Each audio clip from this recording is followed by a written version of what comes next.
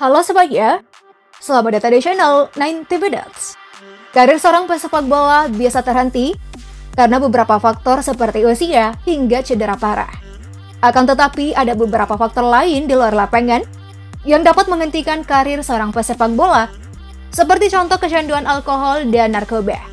Kali ini channel 90 Minutes akan membahas satu mantan pemain timnas yang karir sepak bolanya hancur oleh ulahnya sendiri. Siapa dia dan bagaimana kisahnya? Let's check it out.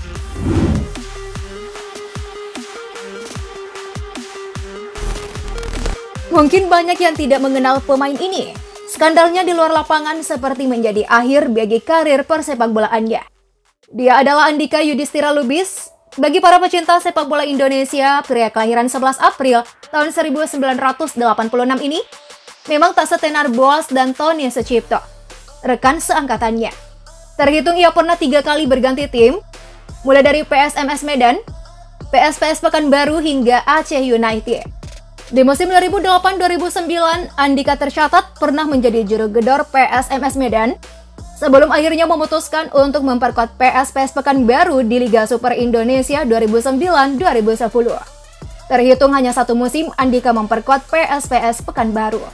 Di musim berikutnya, pemain dengan tinggi tubuh 184 cm ini direkrut oleh Aceh United berlaga di Liga Primer Indonesia. Tapi karirnya meredup setelah itu hingga tak terdengar lagi kabarnya. Di masa jayanya, Andika dipilih oleh pelatih asal Uruguay Alberto Bica untuk memperkuat timnas U23 di SEA Games Laos 2009. Namun saat itu Andika tak mampu bermain baik. Singkatnya, Andika gagal membawa Indonesia menjadi juara. Ketika itu teman duetnya di lini depan adalah Boaz Salosa.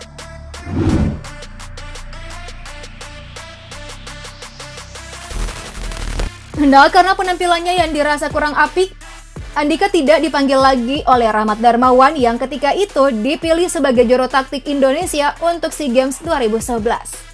Setelah kiprah profesionalnya di dunia sepak bola Indonesia meredup, Andika dikabarkan tengah sibuk sebagai pelatih di sebuah sekolah sepak bola lokal di Medan. Andika melatih sekolah sepak bola SSB di kota Medan bernama SSB Generasi Medan.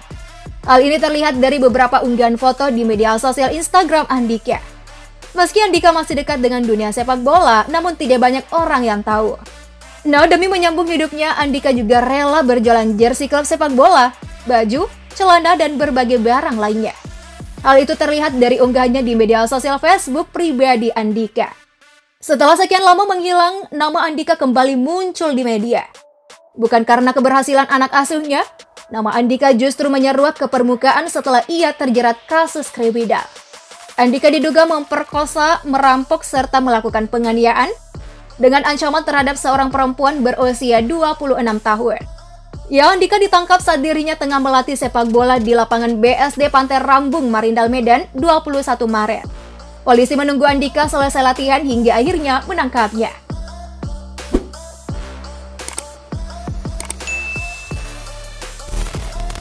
Penangkapan Andika bermula saat seorang perempuan melaporkan dirinya telah diperkosa, dianiaya, dan diancam oleh Andika pada Februari lalu. Korban saat itu masih didera sakit dan trauma. Oleh karena itu, Kanit Pidum Satreskrim Polrestabes Medan AKP Raffles Marpaung menyebut penyelidikan atas laporan korban baru dimulai 17 Maret 2018. Dalam penyelidikan awal, polisi mendatangi tempat korban ditemukan warga dalam keadaan tidak sadarkan diri di Jalan Seksama, Medan. Polisi mengumpulkan informasi dari CCTV di sekitar TKP. Selain itu, polisi juga mencari keterangan dari saksi yang melihat saat korban dibuang dari sebuah mobil Avanza. Mereka yang melihat kejadian itu langsung membawa korban ke Rumah Sakit Bayangkara, ujar Raffles kepada Kumparan.com Senin 26 Maret. Nah, dari hasil penyelidikan pada tanggal 19 Maret, petugas memastikan bahwa pelaku adalah Andika, pelatih sepak bola SSB BSD Pantai Rambung, Marindal, Kabupaten Deli Serdang. Dari hasil penyelidikan diketahui Andika berkenalan dengan ABS melalui aplikasi kencan online dan berkenalan sejak pertengahan tahun 2017. Namun, keduanya baru bertemu pada Sabtu 17 Maret 2018. Saat itulah ABS diajak jalan-jalan oleh AYL. Nah, dalam perjalanan itu, ABS mengaku kepada petugas kepolisian bahwa ia dianiaya, diancam, dan nyaris diperkosa pria yang baru dikenalnya tersebut.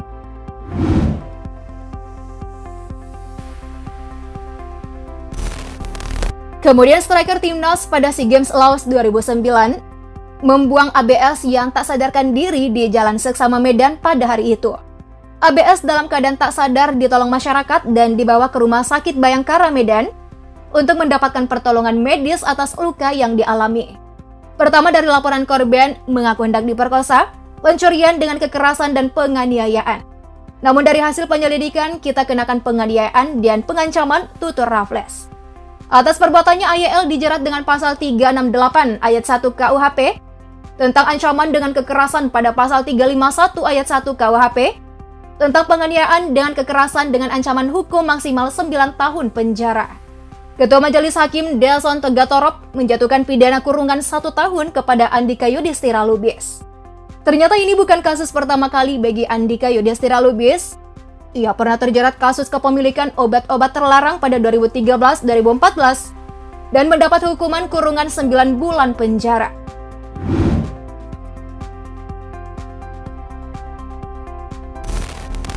Selain itu, mantan pemain timnas Indonesia ini pernah melakukan pencurian di tahun 2016 tapi tak mendapat hukuman karena berdamai dengan korbannya. Kini, tak ada kabar tentangnya setelah ia menjalani masa hukumannya di Rutan Tanjung Usta Medan setelah masyarakat Indonesia mencemoohnya. Termasuk rekan tim yang pernah bermain bersamanya, ia menghilang bak di telan bumi. Kira-kira seperti apa nasibnya sekarang? Apakah ia berhak mendapatkan kesempatan kedua dan bisa melanjutkan karirnya sebagai pelatih? Bagaimana menurut teman-teman? Coba tolong tuliskan di kolom komentar pendapat 90 Minutes Lovers. Akhir kata, pamit, bye!